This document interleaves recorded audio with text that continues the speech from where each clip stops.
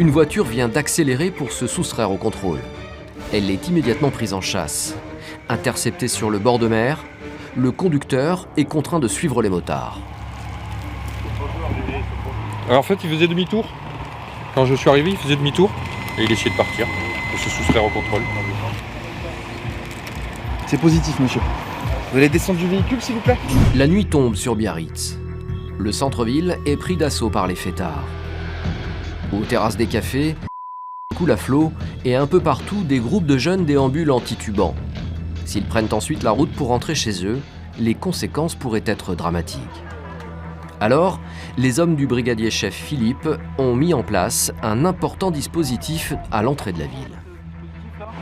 Alors on va mettre un triflage déjà pour signaler notre présence des deux côtés, c'est quand même les deux accès principaux. Dès qu'on a mis en place, on mettra 2 fonctionnaires par coin, avec une réserve de 3 motocyclistes pour éventuellement rattraper les personnes qui refuseraient le contrôle. Il est un peu plus de minuit. Déjà de jeunes fêtards passent à pied à côté des CRS. Certains sont bien éméchés. Tony, c'est mon copain. L'état dans lequel les jeunes se trouvent donne le ton. La nuit s'annonce longue pour les policiers. Il est un peu plus de minuit, les contrôles peuvent commencer.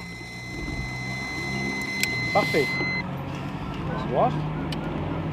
Là, on a le test, parce que normalement, c'est... Merci, messieurs. Bonne soirée. Premier contrôle négatif. Les CRS aimeraient bien n'avoir affaire qu'à des cas similaires, mais ils ne se font pas d'illusions. On va arriver à partir d'1h du matin, on va commencer à voir les gens qui sortent de restaurants ou de discothèques qui certainement seront sous l'emprise. Les personnes contrôlées en état d'ivresse sont de plus en plus jeunes, comme cette conductrice de scooter qui vient d'être interpellée alors qu'elle roulait en zigzag. Disons qu'elle est arrivée sur notre rond-point et elle a percuté les plates-bandes qu'il y a au milieu du rond-point. Donc elle a mis en avant qu'elle n'avait pas de lunettes, mais elle avait une haleine quand même bien pour les charges. Et bon, quand elle est descendue du scooter, elle est titubée. La jeune fille doit se soumettre à un deuxième contrôle qui déterminera précisément son taux. Pour y échapper, elle tente de se trouver des excuses.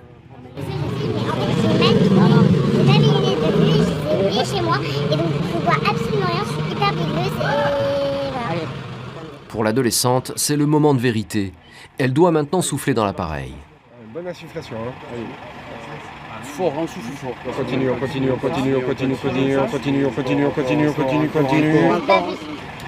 Le test a échoué, elle n'a pas soufflé assez longtemps. Le CRS la soupçonne de tricher. J'ai un problème au poumon, je peux pas le faire. Vous avez sa couleur. Si au bout de 2 fois ça marche pas, c'est direction l'hôpital pour la prise de sang. Alors, La jeune fille semble avoir compris le message. Cette fois-ci, elle s'applique. uniforme, Lima. Allez, on souffle. Allez,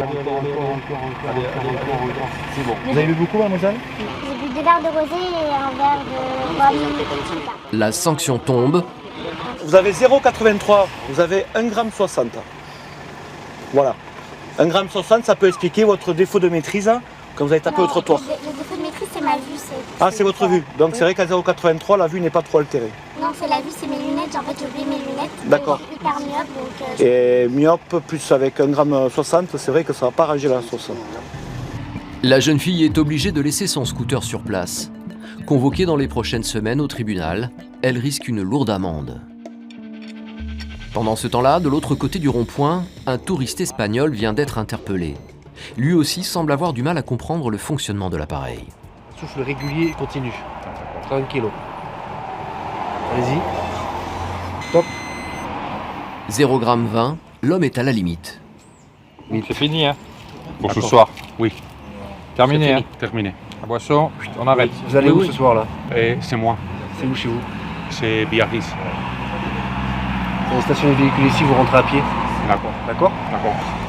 Le vacancier évite de justesse la contravention. Parti à pied. D'accord. Merci beaucoup. Allez, ok. Au revoir. Au revoir. Au revoir. Ils sont sympas. Ils sont sympas. Très sympa, oui. Au revoir.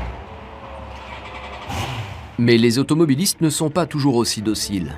À la vue des policiers, certains n'hésitent pas à prendre la fuite à bord de leur véhicule. Alors qu'elle s'engageait sur le rond-point, une voiture vient d'accélérer pour se soustraire au contrôle. Elle est immédiatement prise en chasse. Interceptée sur le bord de mer, le conducteur est contraint de suivre les motards. Alors en fait, il faisait demi-tour. Quand je suis arrivé, il faisait demi-tour et il essayait de partir, de se soustraire au contrôle. C'est positif, monsieur. Vous allez descendre du véhicule, s'il vous plaît? L'homme est en vacances avec son ami. Arrivé à la camionnette, il choisit de faire profil bas. Allez, bisous. Franchement, monsieur, moi je suis de bon de compassion. J'espère. Ouais, franchement. C'est ce que je demande. Oui, tout à fait. Moi aussi, je suis bonne compassion. Oui. Bon, je sais que j'ai un peu abusé, bon, ouais, c'est comme ça. Bon, faut que je souffle? Vous écoutez bien mes commandements? Oui. D'accord? Tout à fait. Allez, on y va. Soufflez. Soufflez, stop. Donc, on va attendre. Vous avez consommé quoi, monsieur? Sangria et champagne. Combien? Je sais pas, je vais dire 400 verres de sangria et 2 verres de champagne. Dernier verre absorbé, à quelle heure? Il y a 5 minutes même pas. D'accord.